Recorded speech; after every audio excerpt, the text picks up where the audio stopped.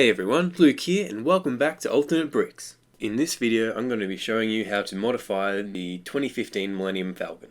So I think the main issues with this set is the excessive grey and tan coloured bricks everywhere, and also the set has a lot of gaps in the main part of the build. When you see the Millennium Falcon in the new movies, the whole ship is still a light grey colour, so I'm not really sure why there is so much dark grey areas. Another thing I realised is that the cockpit is out of scale with the rest of the ship. It's too big, so it makes it look a bit funny, and unfortunately there is no easy solution to fix this.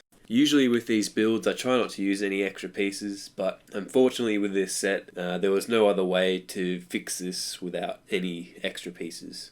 So for this build I decided to have two levels of modification. The first level is a basic fix, and that'll fix most problems. The second level probably isn't necessary, but it pretty much completely fixes all the problems and makes the set look much more realistic. So if you guys want to see more videos like this, make sure you hit that subscribe button and hit the notification bell. That way you won't miss any of my videos. And now we will get into the build tutorial.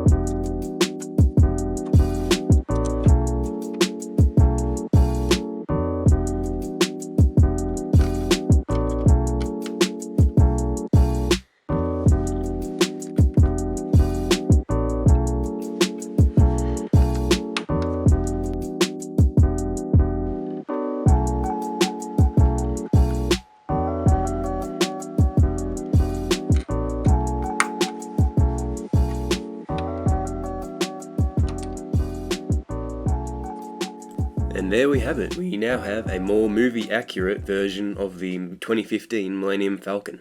If you have the Han Solo version of this set, I'll be doing another video on that one specifically very soon.